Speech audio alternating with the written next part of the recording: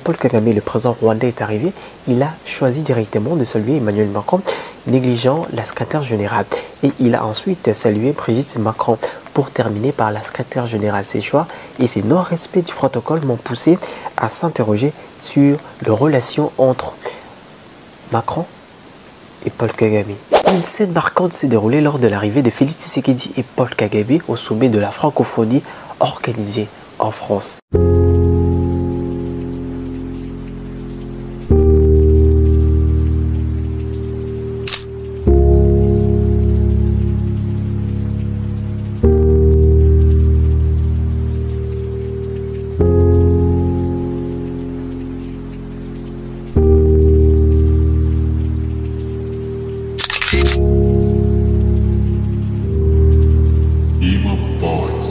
Ça m'étonne de voir que personne n'a prêté attention.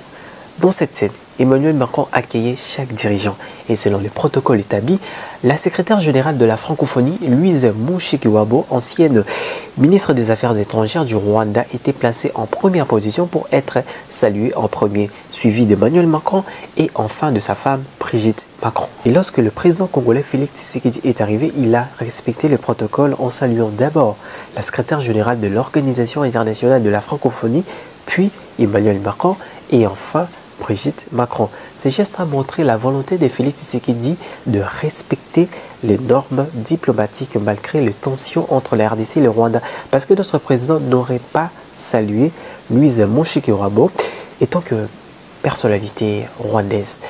Mais le chef de l'État congolais a accepté de respecter les normes du protocole. Cependant, lorsque Paul Kagame, le président rwandais, est arrivé, il a choisi directement de saluer Emmanuel Macron, négligeant la secrétaire générale. Et il a ensuite salué Brigitte Macron pour terminer par la secrétaire générale. Ces choix et ces non-respects du protocole m'ont poussé à s'interroger sur les relations entre Macron et Paul Kagame. Et après ces gestes qui a traduit une amitié farouche entre les deux profiteurs de richesse de la RDC, on a été surpris de voir Emmanuel Macron condamner l'agression russe, défendre les causes de pays en guerre sans même parler de l'agression rwandaise ni d'évoquer la présence de troupes rwandaises sur notre sol. Une triste réalité qui a démontré la complicité de la France dans cette guerre d'agression. Qui porte le même discours aux côtés de l'Ukraine, agressée aujourd'hui, menacée dans ses frontières et dans son intégrité territoriale par la guerre d'agression russe. Nous tous, nous tenons aux côtés de nos frères arméniens pour le respect de leur souveraineté, de leur intégrité territoriale.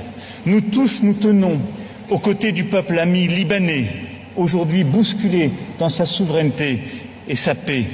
Nous tous, nous tenons aux côtés aussi de la souveraineté de tous les peuples et de tous les États du Pacifique. Mais j'aimerais revenir sur le non-respect du protocole par Paul Kagame.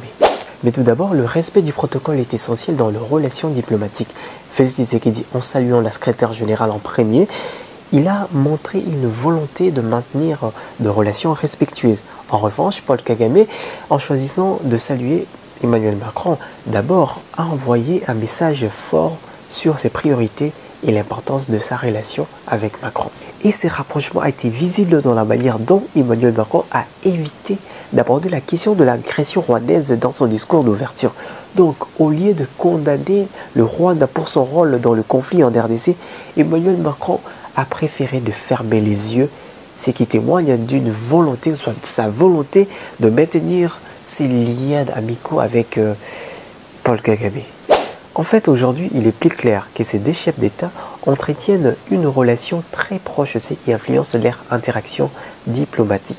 Et puis, cette proximité peut expliquer pourquoi Emmanuel Macron n'a pas évoqué les tensions entre la RDC et le Rwanda.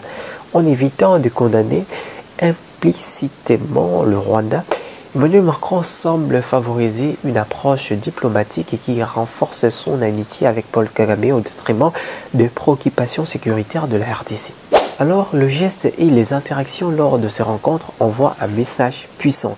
Le choix de Paul Kagame de saluer Emmanuel Macron en premier lieu témoigne non seulement de sa considération pour le président français, mais aussi d'une volonté de mettre en avant une alliance stratégique même au détriment du protocole. Et ces gestes ainsi que le discours d'ouverture d'Emmanuel Macron a influencé l'opinion publique dans les deux pays. pour Kagame, cela lui a permis de renforcer son alliance avec la France. Et pour le président congolais, Félix Tshisekedi, il a préféré de garder une posture honorable en respectant les protocoles. Et puis, grâce à cette scène, on a compris le jeu de notre agresseur. C'est la fin de cette vidéo. Merci à vous de l'avoir suivi. C'était Pitieps. Demain, pour clôturer avec cette histoire de sommet de la francophonie, je vais parler d'une photo, cette photo, et puis la question qui se trouve en haut pour expliquer à cette personne